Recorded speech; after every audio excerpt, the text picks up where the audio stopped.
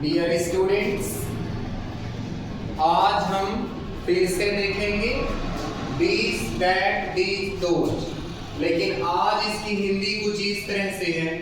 This की हिंदी इस, that की हिंदी उस, दीज की हिंदी इन और दोज की हिंदी उन।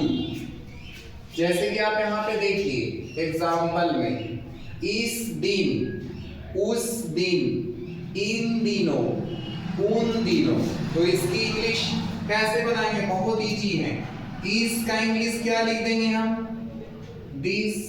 और दिन का इंग्लिश क्या होगा? डे।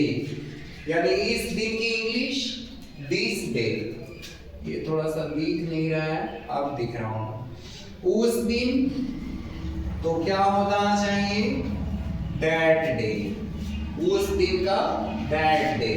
इन दिनों तो इन की इंग्लिश दीज, और यहाँ पे दिनों है तो डेज हो जाएगा।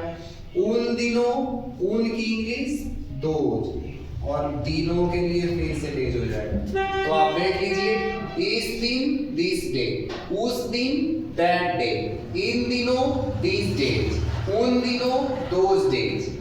हम इनका यूज इस तरह से करेंगे सेंटेंस में। मैं उस दिन व्यस्त था, तो पहले हम बनाएंगे I was busy। I was busy, मैं व्यस्त था।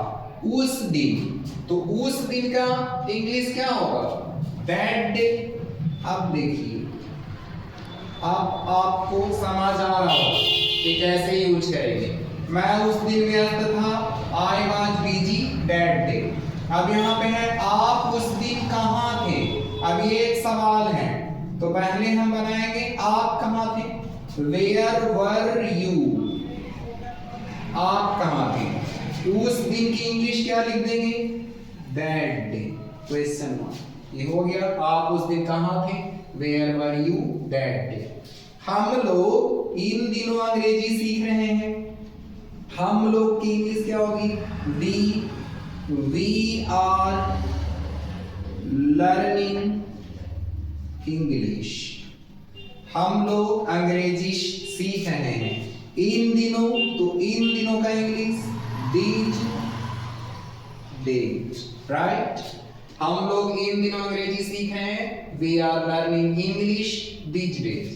मैं तुम्हें उन दिनों मिस कर रहा था। अब कोई किसी को याद आएगा तो इसी तरह से कहेगा, मैं तुम्हें, I was missing you। I was missing you, मैं तुम्हें मिस कर रहा था उन दिनों।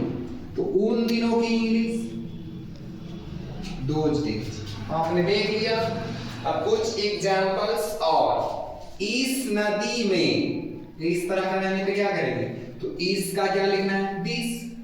इस नदी में सबसे पहले लिखेंगे इन, दिस, और नदी का रिवर। इस नदी में इन दिस रिवर। फिर हम देखेंगे उस गांव में, तो क्या लिखेंगे? इन। उस का इंग्लिश दैट, और गांव का विलेज। क्या हो गया?